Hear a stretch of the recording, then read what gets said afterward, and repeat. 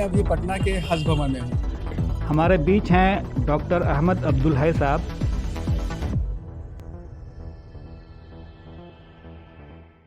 देश में उर्दू का पहला अखबार जाने जहानुमा के नाम से 17 मार्च 1822 को कलकत्ता से प्रकाशित हुआ था। इस तरह से मार्च 2022 में उर्दू पत्रकारिता के 200 साल पूरे होने जा रहे हैं।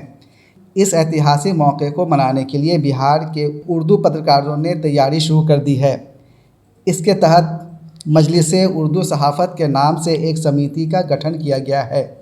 समिति की एक महत्वपूर्ण बैठक बुधवार को पटना में दैनिक प्यारी उर्दू के दफ्तर में आयोजित की गई।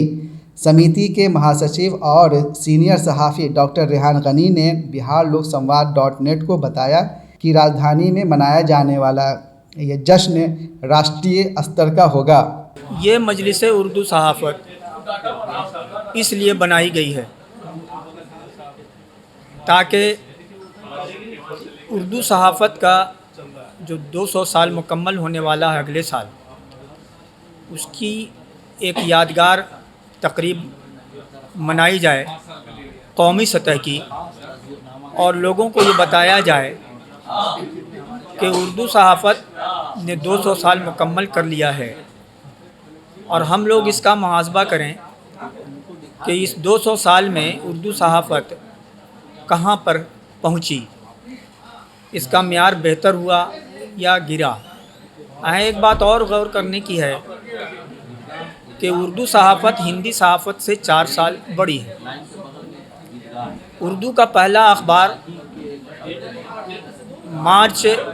17 मार्च 1822 को कलकत्ता से निकला था। इसकी सबसे बड़ी बात यह है कि इसके मालिक और इसके एडिटर दोनों गैर मुस्लिम थे।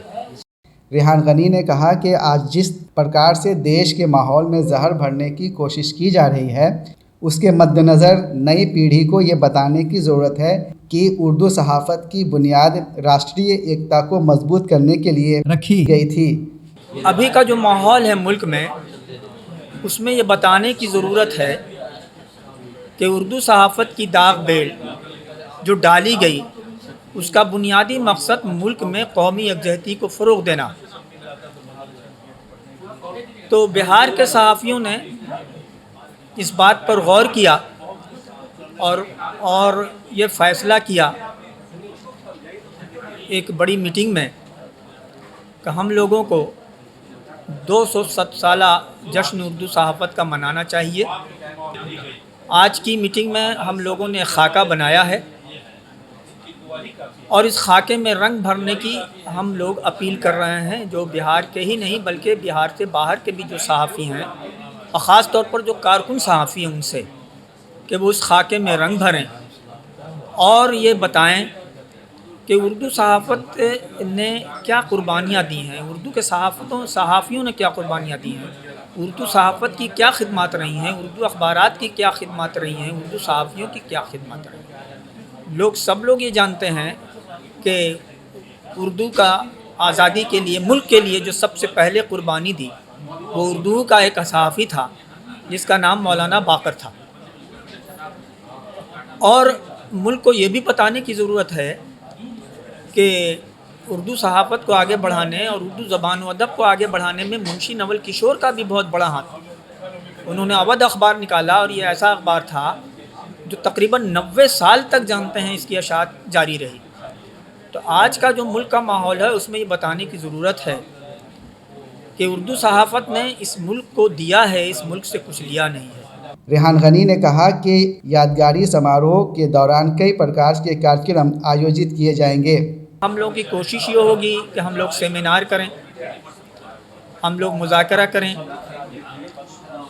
उर्दू अखबारात की नुमाइश लगाएं, हमारे बुज़ुर्ग सहाफ़ी जिनकी खिदमत रही हैं उनको एज़ाज़ और इनामात से नवाज़ें, पुराने अखबारात की नुमाइश लगाई जाए, और न सिर्फ ये कि बिहार में उर्दू सहाफ़त कैसी है, किधर जा रही है, उस पर गौर करें, बल्कि हम मजमूई तौर पर यह गौर करें कि कौमी सतह पर اردو اخبارات کی کیا حالت ہے اور اردو صحافت کی کیا حالت ہے، اردو صحافت کو کن مسائل کا سامنا ہے، اردو کے کارکن صحافیوں کو کن مسائل کا سامنا ہے، اردو کے اخبارات جو نکال رہے ہیں ان کو کن کن مسائل کا سامنا ہے، اس پر بھی ہم لوگ اس قومی تقریب جو تین روزہ تقریبات ہوگی، اور ہم لوگ امید کرتے ہیں کہ اگلے سال مارچ میں ہم یہ تقریبات منائیں گے۔ ان 3 روزہ تقریبات میں ہم پورے ملک کے صحافیوں کو اور اردو ادب سے اور اردو تحریک سے جو لوگ جڑے ہوئے ہیں ان کو ملا کر ہم انہی سب باتوں پر غور کریں گے۔ آج جس پرکار کی صحافت کی جا رہی ہے اس کو دیکھتے ہوئے اتہاس کے پنوں کو ایک بار پھر سے پلٹنا واقعی ضروری لگتا ہے، کیونکہ دیش میں صحافت کا اتہاس کافی غورپورن رہا ہے اور اس سے سیکھ لینے کی ضرورت ہے۔ کیمرہ پرسن شیش احمد کے ساتھ سید جاوید حسن، بہار لوک سنواد.net، پٹنہ۔ اس بلیٹن کو پیش کیا ہے الہرا پبلک اسکول، شریف کالونی، ٹاپ کلیکشن اور سبیہا ڈیزائنر نے۔